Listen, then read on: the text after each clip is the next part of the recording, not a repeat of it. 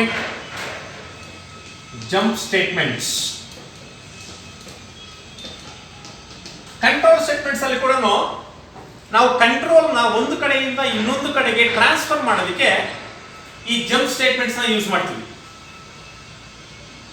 ಅದರಲ್ಲಿ ಫಸ್ಟ್ ಒಂದು ಬಂದು ಬ್ರೇಕ್. ಬರೆಯುವಾಗಲೂ ಅಷ್ಟೇ ಬ್ರೇಕ್ ಸೆಮಿಕೋಲನ್ ಅಂತ ಬರೀತೀವಿ. The break statement is used to stop the execution of the statement. ಒಂದು ಎಕ್ಸಿಕ್ಯೂಷನ್ ಆಫ್ ದ ಸ್ಟೇಟ್ಮೆಂಟ್ ನ ಸ್ಟಾಪ್ ಮಾಡೋದಕ್ಕೆ ನಾವು ಯಾವ್ದನ್ನು ಯೂಸ್ ಮಾಡ್ತೀವಿ ಅಂದ್ರೆ break statement. It can be used in while, do while, for loop and switch statement. While loop ಆಗಿರಬಹುದು, do while loop ಆಗಿರಬಹುದು, for loop ಆಗಿರಬಹುದು, ಅಥವಾ ಸ್ವಿಚ್ ಸ್ಟೇಟ್ಮೆಂಟ್ ಆಗಿರಬಹುದು. ಈ ಎಲ್ಲಾದ್ರಲ್ಲೂ ಯೂಸ್ ಮಾಡ್ತೀವಿ ಯಾವ್ದನ್ನ ಅಂದ್ರೆ break statement. The break statement stop the execution of the statement. It can be used in while, do while, for and switch statement. ಗೊತ್ತಾಯ್ತಾ? ಒಂದು ಎಕ್ಸಾಂಪಲ್ ಬರೀತೀವಿ ನೋಡಲಿ. ಒಂದು ಫಾರ್ ಲೂಪ್ ತಗೊಂತೀನಿ. For I is equals to 0, I less than or is equals to 10, I plus plus. Opening brace, see out, I value. If I is equals to 5, break, closing brace. ಒಂದು example ಬರ್ತೀವಿ ನೋಡ್ರಿ. For loop ತಗೊಂಡಿದ್ವಿ, ಅದರಲ್ಲಿ break statement ನ use ಮಾಡಿದೀವಿ.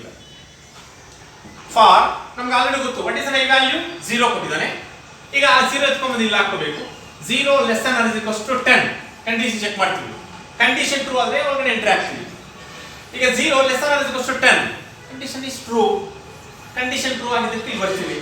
C out i value display ಮಾಡ್ತಾರೆ. What is i value 0. Okay, 0 display ಆಯ್ತು. Display ಆದ್ಮೇಲೆ ನೆಕ್ಸ್ಟ್ ಕಂಡೀಷನ್ ಇದೆ ಇಫ್ ಅಲ್ಲಿ. If what is i value 0. 0 is equals to 5. 0 5 equal condition true ಆದ್ರೆ ಬ್ರೇಕ್ ಆಗುತ್ತೆ. But 0 is equals to 5 condition falls ಆಗ್ತಾ ಇದೆ. ಅದಕ್ಕೆ ಮತ್ತೆ ಮೇಲೆ ಹೋಗ್ತೀವಿ. I plus plus I value ಎಷ್ಟು ಈಗ 1 less than is equals to 10 true ಆಗಿದ್ದಕ್ಕೆ ಇಲ್ಲಿ ಎಂಟ್ರಿ ಆಗಿದ್ವಿ. C out display the I value is 1. I value ಎಷ್ಟು ಡಿಸ್ಪ್ಲೇ ಮಾಡ್ತದೆ ಈಗ 1. ಅದನ್ನ ಎತ್ಕೊಂಡು ಇಲ್ಲಿ ಚೆಕ್ ಮಾಡ್ತೀವಿ. 1 is equals to 5 condition is false ಆಗಿದ್ದಕ್ಕೆ ನೋಡಿ I plus plus 2 I value 2 less than is equals to 10 condition is true ಆಗಿದ್ದಕ್ಕೆ ಇಲ್ಲಿ ಬರ್ತೀವಿ. C out what is an I value 2. you know if I value is 2 is equals to 5 condition is false ಆಗಿದ್ದಕ್ಕೆ ಇಲ್ಲಿ ಹೋಗ್ತೀವಿ. I plus plus I value ಆಗ ಎಷ್ಟಿತ್ತು 2 plus plus 3 ಅದು 3 ಬಂದು ಇಲ್ಲಿ 3 less than is equals to 10 condition is true. See out I value, what is an I value 3. ಆ 3 ನ ಡಿಸ್ಪ್ಲೇ ಮಾಡ್ತೀವಿ. 3 is equals to 5 false. I plus plus 4 less than is equals to 10 true. See out what is an I value 4 is equals to 5 condition is false. I plus plus 5 less than is equals to 10 true. See out what is an I value 5. Take note if 5 is equals to 5 yes condition is true ಆಗಿದ್ದಕ್ಕೆ break means it stop the execution. ಅಲ್ಲಿ stop ಮಾಡಿಬಿಡ್ತದೆ execution ಮಾಡೋದು. Break ಆಯ್ತದು ಅಲ್ಲಿಗೆ 0 1 2 3 4 ವರೆಗೂ 5 ವರೆಗೂ display ಮಾಡಿದ್ವಿ. ಈ ತರ ಒಂದು ಎಕ್ಸಿಕ್ಯೂಷನ್ ಸ್ಟಾಪ್ ಮಾಡೋದಕ್ಕೆ ಆ ಒಂದು ಸ್ಟೇಟ್ಮೆಂಟ್ ಹತ್ರ ನಾವು ಯಾವ್ದನ್ನು ಯೂಸ್ ಮಾಡ್ತೀವಿ ಬ್ರೇಕ್ ಸ್ಟೇಟ್ಮೆಂಟ್.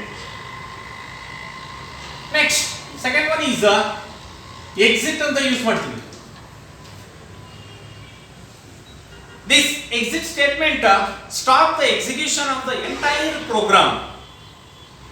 EXIT ಎಕ್ಸಿಟ್ ನೀವು ನೋಡಿರ್ತೀರಾ ಫಿಲ್ಮ್ ಥಿಯೇಟರ್ಸ್ ಅಲ್ಲಿ ಎಕ್ಸಿಟ್ ಅಂತ ಹಾಕಿರ್ತಾನೆ ಔಟ್ ಸೈಡ್ ಬರೋದಕ್ಕೆ, ಹೌದಾ? ಅದೇ ತರ ಇಲ್ಲೂ ಕೂಡ ಅಷ್ಟೇ, ನಾವು C++ ಪ್ರೋಗ್ರಾಮಿಂಗ್ ಅಲ್ಲಿ ಎಕ್ಸಿಟ್ ಅನ್ನೋ ಒಂದು ಫಂಕ್ಷನ್ ಯೂಸ್ ಮಾಡಿದ್ರೆ ಅಲ್ಲಿಗೆ ಕರೆಕ್ಟ್ ಆಗಿ ಏನಾಗುತ್ತೆ ಅಂದ್ರೆ it stop the execution of the entire program. Full program execution ಏನ್ ಮಾಡ್ತದೆ, stop ಮಾಡ್ಬಿಡ್ತದೆ.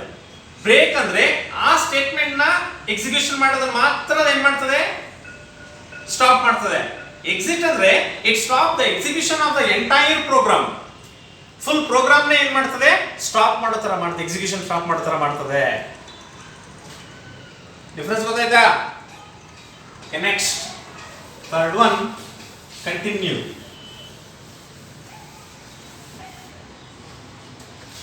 Next continue statement. The continue statement forces the execution of next iteration of the statement. Next iteration ನ execution ಮಾಡು ಅಂತ force ಮಾಡ್ತದೆ, ಯಾಕಂದ್ರೆ continue ಆಗಬೇಕದು. The continue statement forces the execution of the next iteration of the statements. Next iteration ನ execution ಮಾಡೋದಕ್ಕೆ ಇದು force ಮಾಡ್ತದೆ, next ಇಟರೇಷನ್ ಕೂಡ ಎಕ್ಸಿಕ್ಯೂಷನ್ ಮಾಡ್ರಿ ಅಂತ. ಅದಕ್ಕೆ ಕೂಡ ಒಂದು ಎಕ್ಸಾಂಪಲ್ ಬರೀತಿ ನೋಡಿದ್ರೆ, for I is equals to 5, I greater than or is equals to 0, I minus minus, opening brace,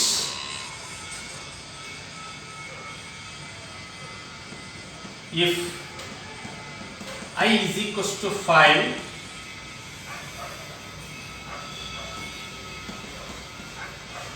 continue, see out, I, closing brace. Okay ನೋಡಿ, ಇಲ್ಲಿ ಕೂಡ ಅಷ್ಟೇ. ಅವಾಗ ಇನ್ಕ್ರಿಮೆಂಟ್ ಮಾಡೋದು ಫಾರ್ ಲೂಪ್ ತಗೊಂಡಿದ್ವಿ, ಈಗ ಏನ್ ಮಾಡಿದ್ವಿ ಅಂದ್ರೆ ಡಿಕ್ರಿಮೆಂಟ್ ಮೈನಸ್ ಮೈನಸ್ ತಗೊಂಡಿದ್ವಿ ನೋಡಿ. ಫಾರ್ ಸ್ಟಾರ್ಟಿಂಗ್ ಐ ವ್ಯಾಲ್ಯೂ ಎಷ್ಟು ಏನಪ್ಪ ಅವನು 5, ಆ 5 ಎತ್ಕೊಂಡ್ ಬಂದಿಲ್ಲ ಹಾಕ್ಬೇಕು. ಈಗ 5 greater than or equals to 0, 5 0 ಗಿಂತ ದೊಡ್ಡದು, ಎಸ್ ಕಂಡೀಷನ್ ಟ್ರೂ ಆಯ್ತು, ಇಲ್ಲಿ ಬಂದ್ವಿ. If what is the i value 5, 5 is equals to 5, yes condition is true. True ಆಗಿದ್ದಕ್ಕೆ ಏನಾಯ್ತು ಅಂದ್ರೆ ಕಂಟಿನ್ಯೂ, ಇಲ್ಲಿ ಬಂದ್ವಿ. ಎಸ್ ಕಂಟಿನ್ಯೂ, ಕಂಟಿನ್ಯೂ ಅಂದ್ರೆ ನೆಕ್ಸ್ಟ್ ಎಕ್ಸಿಕ್ಯೂಷನ್ ಏನ್ ಮಾಡಬೇಕು, ಕಂಟಿನ್ಯೂ ಮಾಡ್ತಾ ಇದೀವಿ. C out i value, what is i value 5, display ಮಾಡಿದ್ವಿ. Next i minus minus, i minus minus minus ಅಂದ್ರೆ 5 ಮೈನಸ್ ಮೈನಸ್ ಅಂದ್ರೆ ಎಷ್ಟೀಗ 4, 4 greater than or equals to 0, 4 greater than or equals to 0, condition is true, true ಆಗಿದ್ದಕ್ಕೆ ಇಲ್ಲಿ ಬಂದ್ವಿ. if what is the I value 4, 4 is equals to 5, condition is false. ಯಾವಾಗ condition falls ಆಯ್ತೋ ಅದು ಹೇಳ್ತಾ ಇಲ್ಲ ಕಂಟಿನ್ಯೂ ಮಾಡು ಅಂತ. ನೋಡ್ರಿ, ಕಂಡೀಷನ್ ಟ್ರೂ ಆಗಿದ್ದಕ್ಕೆ ಕಂಟಿನ್ಯೂ ಅಂತ ಹೇಳ್ತಾ ಇತ್ತು, ಅವಾಗಲೇ ಫೋರ್ಸ್ ಮಾಡ್ತು. ನೆಕ್ಸ್ಟ್ ಅಗೈನ್ ನೆಕ್ಸ್ಟ್ ಇಟರೇಷನ್ ನೀವು ಏನ್ ಮಾಡ್ರಿ, ಕಂಟಿನ್ಯೂ ಮಾಡ್ರಿ ಅಂತ ಹೇಳ್ತು. ಬಟ್ ಇವಾಗ ಕಂಟಿನ್ಯೂ ಮಾಡಕ್ ಹೇಳ್ತಾ ಇಲ್ಲ ಅದು. I value 4, 4 is equals to 5, condition is false. ಯಾವಾಗ ಕಂಡೀಷನ್ ಫಾಲ್ಸ್ ಆಯ್ತೋ ಸಿ ಔಟ್ ಬಂದ್ವಿ. ಈಗ I value, what is the I value 4, ಅಂದ್ರೆ ಕಂಡೀಷನ್ ಟ್ರೂ ಆಗಿದ್ರೆ ಕಂಟಿನ್ಯೂ ಮಾಡಕ್ಕೆ ಹೇಳ್ತು, ಕಂಡೀಷನ್ ಫಾಲ್ಸ್ ಆಗಿದ್ರೆ ಕಂಟಿನ್ಯೂ ಮಾಡಕ್ಕೆ ಹೇಳ್ತಾ ಇಲ್ಲ ಅದು. What is the use of continue statement means it forces the execution of next iteration of the statement. next iteration ನ execution ಮಾಡೋದಕ್ಕೆ ಫೋರ್ಸ್ ಮಾಡ್ತದೆ. that is the use of continue statement. ಅರ್ಥ ಆಯ್ತಾ? next last one,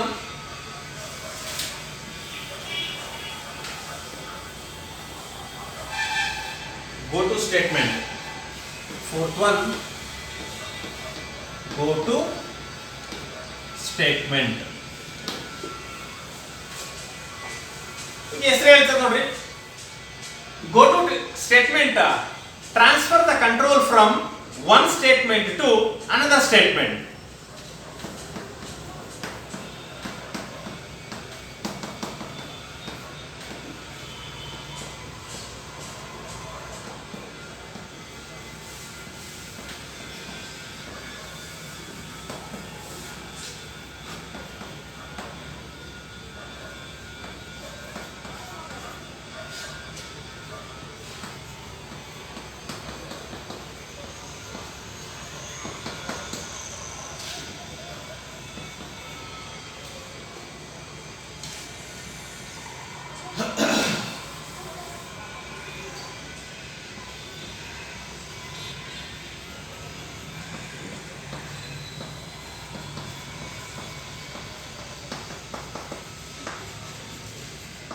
ಒಂದು example ಬರ್ತೀವಿ ನೋಡ್ರಿ. Finding out the even number or odd number, ಯಾವ್ದಾದ್ರು ಒಂದು ನಂಬರ್ ಎಂಟ್ರಿ ಮಾಡ್ರಿ. ಆ ನಂಬರ್ನ ಅದು ನೀವು ಐಡೆಂಟಿಫಿಕೇಶನ್ ಮಾಡಬಹುದು, ಇದು ಈವನ್ ನಂಬರ್ ಅಥವಾ ಆಡ್ ನಂಬರ್ ಅಂತ. The go to statement transfers the control from one statement to another statement in the program. ಒಂದೇ ಪ್ರೋಗ್ರಾಮ್ ಅಲ್ಲಿ ಒಂದು ಕಡೆಯಿಂದ ಇನ್ನೊಂದು ಕಡೆಗೆ ಕಂಟ್ರೋಲ್ ನ ಟ್ರಾನ್ಸ್ಫರ್ ಮಾಡೋದಕ್ಕೆ ನಾವು ಯಾವ್ದನ್ನು ಯೂಸ್ ಮಾಡ್ತಾ ಇದೀವಿ? Go to statement. ಈಗ ನಾನು ಒಂದು ನಂಬರ್ ಎಂಟ್ರಿ ಮಾಡ್ತೀನಿ ನೋಡ್ರಿ. I take a number is 10. 10 ಅನ್ನೋದು even number odd number finding out ಮಾಡಬೇಕು. If n modulus 10 n modulus 2, ಈಗ 10 ಅನ್ನ 2 ಇಂದ ಡಿವೈಡ್ ಮಾಡ್ರಿ. 2 5s are 10. What is the reminder? 0. ನಮಗೆ ಆಲ್ರೆಡಿ ಗೊತ್ತು ಮಾಡ್ಯುಲೋ ಡಿವಿಷನ್ ಬಂದಿದೆ ಅಂತಂದ್ರೆ ಯಾವ್ದನ್ನ ಕನ್ಸಿಡರ್ ಮಾಡ್ತೀವಿ? ರಿಮೈಂಡರ್ ನ ಕನ್ಸಿಡರ್ ಮಾಡ್ತೀವಿ. ಈಗ 5 ಮಾಡ್ಯುಲೋ 2 ಪ್ಲಸ್ ಏನ್ ಬರ್ತದೆ ಅಂದ್ರೆ 0. 0 is equals to 0. 0 is equals to 0 means condition is true. True ಆಗಿದ್ದಕ್ಕೆ ಗೋ ಟು ಈವನ್. ಏನಂತ ಹೇಳ್ತಾ ಇದ್ದಲ್ವಾ? ಈವನ್ ಅನ್ನೋದು ಈ ಸ್ಟೇಟ್ಮೆಂಟ್ ಹೋಗ್ರಿ. ಈವನ್ ಎಲ್ಲಿದೆ? ಇಲ್ಲಿದೆ ನೋಡ್ರಿ. ಇಲ್ಲಿಂದ ಇಲ್ಲಿ ಟ್ರಾನ್ಸ್ಫರ್ ಆಗುತ್ತೆ. Even C out n. What is n value? 10. 10 is even number. ಏನಂತ ಡಿಸ್ಪ್ಲೇ ಮಾಡ್ತದೆ? 10 is a even number. For example, ನೀವು n ವ್ಯಾಲ್ಯೂ ಏನಾದರೂ 5 ತಗೊಂಡ್ರೆ 5 ನ ಡಿವೈಡ್ ಮಾಡಿ 2 ಇಂದ. 2 2s are 4. ಎಷ್ಟು ಮಿಕ್ಕಿದೆ? 1. 1 is the remainder. 5 ಮಾಡ್ಯುಲೋ 2 ವ್ಯಾಲ್ಯೂ ಎಷ್ಟು ಬಂತು ಈಗ ನಮಗೆ? 1. 1 is equals to 0. 1 is equals to 0 means condition is false. ಯಾವಾಗ ಕಂಡೀಷನ್ ಫಾಲ್ಸ್ ಆಯ್ತು ಎಲ್ಸ್ ಹೋದ್ವಿ. ಎಲ್ಸ್ ಅಲ್ಲಿ ಏನಿದೆ? Go to odd. ಆಡ್ ಅನ್ನೋ ಸ್ಟೇಟ್ಮೆಂಟ್ ಅಲ್ಲಿ ಏನಿದೆ? ಸಿ ಔಟ್ ಡಿಸ್ಪ್ಲೇ ಮಾಡ್ರಿ n. What is n value? 5. 5 is odd number. ನೋಡ್ರಿ ಎಷ್ಟು ಚೆನ್ನಾಗಿ ಫೈಂಡಿಂಗ್ ಔಟ್ ಮಾಡ್ಬೋದು. ಅಂದ್ರೆ ಇಲ್ಲಿ ನಮ್ಗೆ ಏನ್ ಬೇಕಂದ್ರೆ ಒಂದು ಗೋ ಟು ಸ್ಟೇಟ್ಮೆಂಟ್ ನ ಯೂಸ್ ಮಾಡ್ಕೊಂಡ್ರು ಕಂಟ್ರೋಲ್ ನ ಒಂದು ಸ್ಟೇಟ್ಮೆಂಟ್ ಇಂದ ಇನ್ನೊಂದು ಸ್ಟೇಟ್ಮೆಂಟ್ ಏನ್ ಮಾಡ್ಬೋದು? ನಾವು ಟ್ರಾನ್ಸ್ಫರ್ ಮಾಡ್ತಾ ಇದ್ವಿ. ಇಲ್ಲಿಂದ ಇಲ್ಲಿಗೆ, ಇಲ್ಲಿಂದ ಇಲ್ಲಿಗೆ ಟ್ರಾನ್ಸ್ಫರ್ ಮಾಡ್ತಾ ಇದೀವಿ. ಒಂದು ಸ್ಟೇಟ್ಮೆಂಟ್ ಇಂದ ಇನ್ನೊಂದು ಸ್ಟೇಟ್ಮೆಂಟ್ ಗೆ ಟ್ರಾನ್ಸ್ಫರ್ ಮಾಡೋದಕ್ಕೆ ನಾವು ಯಾವ್ದನ್ನು ಯೂಸ್ ಮಾಡ್ತೀವಿ? Go to statement. These are the 4 jump statement. ಒಂದು break statement, exit, continue, go to statement. These are the 4 jump statements. ಅರ್ಥ ಆಯ್ತಾ? ಇಲ್ಲಿಗೆ ಕಂಟ್ರೋಲ್ ಸ್ಟೇಟ್ಮೆಂಟ್ಸ್ ಚಾಪ್ಟರ್ ಕ್ಲೋಸ್ ಆಯ್ತು.